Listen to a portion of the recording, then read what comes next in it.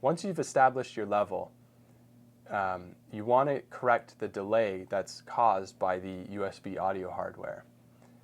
In this particular case, I have a measurement, and you'll notice a 93 millisecond delay. That corresponds to a distance of 31.85 meters, which does not correspond to this distance between the speaker and the microphone. So in FuzzMeasure, I employ a loopback cable connection to do the correction. So I have a little patch cable here, and I'm just going to connect it from the right output back into the right input. And in FuzzMeasure, I'm going to change the capture setting so that I'm recording on channel 2 and playing back on channel 2. So when I run this measurement, it happens internally, and you'll see that the frequency response graph is not entirely flat. There's a little period right at the end of the frequency response and just at the beginning where there's a little bit of a downward slope. That's effectively the frequency response of the internal circuitry of the device, and this is actually quite a nice flat device considering its cost. So what I'll do now is turn up the input level just a little bit to get this level closer to 1. It's not really necessary, but it's a nice idea when you have something that involves a preamp where there's actually a gain setting. If you have the benefit of a line level loopback, I advise that you use that instead. It's not an option on the dual pre.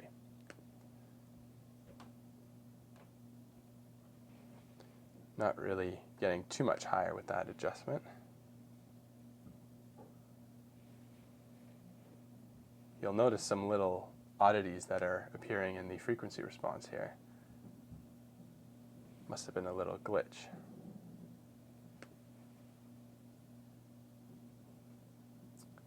So I've got it at a pretty high enough level that I'm confident it's going to do the job. So I'm going to delete all these measurements I took here just to get the level setting done.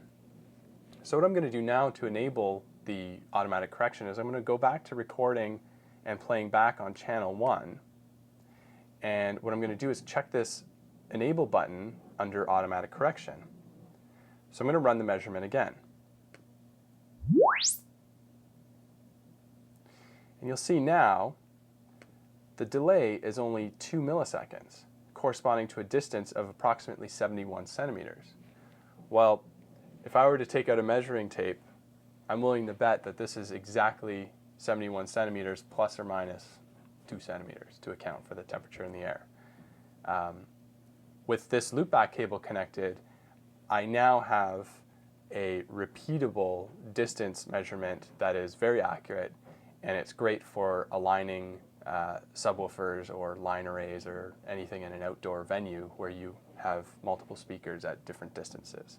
I'm going to run another measurement just to double check. And you'll see the delay and distance are still the same. And if I compare the measurements, they're pretty much identical again, except for the low frequency area. So I alluded to this in a previous video. If I right-click on these measurements and set the window shape to a half-Hanning window, you'll see that now both low-frequency components get very similar in their shape. They're still not identical, but they're pretty close, and it's just a side effect of the Fourier transform that is affecting that lower frequency. So that's pretty much all you have to know about automatic device correction. The loopback cable is a low-cost way to get that sorted out rather than having to spend lots of money on very time-accurate hardware. And it's all you need to know to get started measuring your room accurately.